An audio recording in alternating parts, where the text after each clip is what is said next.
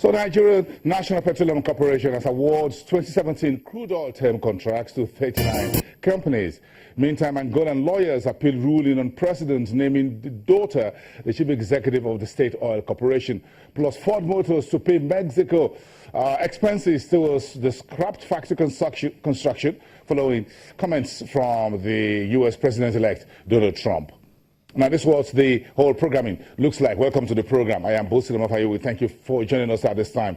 The Nigeria State Oil Corporation, called the NNPC, has awarded its 2017 crude oil term contracts to 39 companies. The contracts, covering about 1.31 million barrels per day of crude oil, were awarded to 18 Nigerian companies, 11 international trading houses, 5 foreign refineries, 3 national oil companies, and 2 NNPC group trading arms. The corporation said the contracts worth a total of more than $72 million per day at Tuesday's crude prices of about $55–60 a barrel, where each for about 32,000 barrels per day, apart from Duke Oil Limited, an NNPC group subsidiary, which was for 90,000 barrels per day. The list compared with 27 companies that won contracts of various sizes for 2016. Nigeria is an OPEC member, producing about 2 million barrels per day. That's the estimate, although its 2016 output was impacted by militant attacks. So in neighboring Angola, the lawyers who argued that President Jose Eduardo dos Santos' billionaire daughter was illegally appointed as the chief executive of the State Oil Corporation have applied for their case to be heard in the Constitutional Court.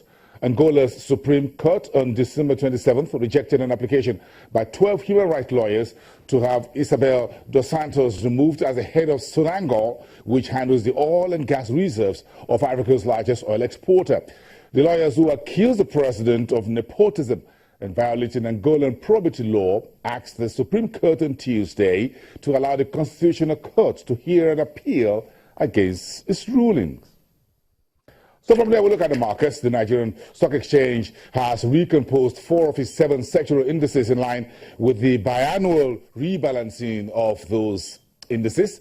The affected portfolios were the NSE 30, the NSE Insurance, the NSE Pension Index, and the Lotus Islamic Index. New entrants to the heavyweights NSE 30 are retailer Corn Oil, Okomo Oil, and Presco, while Diamond Bank, Fidelity Bank, and Sterling, 3 lenders, have been exited from the NSE 30. In the insurance indices, Prestige Assurance, Sovereign Trust, as well as Unity Capital replaces Equity Assurance, Linkage Assurance, and Universal Assurance. The pension index also received United Capital, ETI, and Dangote Flour, as Better Glass, International Breweries, and Skybanks were ejected from that index. Meantime, integrated energy oil provider Forte Oil replaces Lafarge Africa in the Lotus Islamic Index. So you're taking a look now at the stock exchange market for the Nigerian market, tilting south in today's trading, tracking yesterday's 0.96% decline. All other markets are in the red, with the exception of the Egyptian Stock Exchange. The South African stock market trading water by about 1% at 50,567 about an hour and a half ago. The Egyptian market continued to be, to remain real hot, 1.64%, the best stock market in Africa in 2016. Meantime, the Kenyan Stock Exchange off track by 0.5% at 132.61. The Kenyan shilling, as far as the currency is concerned, this morning was heading to 103.5 against the US dollar, with some estimates of 106 in the new year 2017. Let's cross over to the Middle East and check the GCC countries, where some of the markets are trading mixed as we speak. The Saudi market, the Tadawul, stalled on Tuesday as lower oil prices caused that pattern, however, to continue today. We've seen oil prices coming back very strongly this Wednesday. So look at the Abu Dhabi, a bit of quiet at 45.90 on the index reading. That's the oil share index. The Dubai financial markets, 3,603, positive by about 0.4%. The Qatar Stock Exchange about 0.5% in the green, 10,596. And the Saudi Stock Exchange 0.27 in the red, 7,251.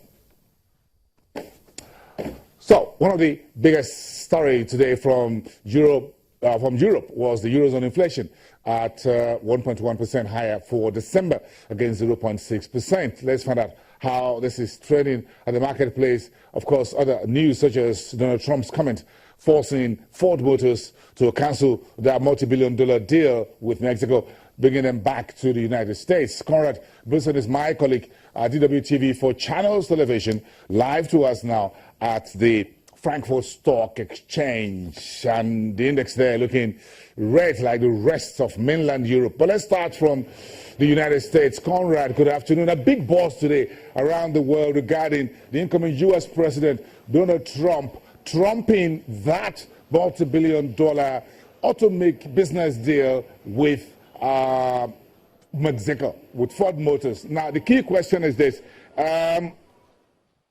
Do you think the trade war has really started? Is this the first step in in Donald Trump saying, look, we're bringing back the jobs to the United States?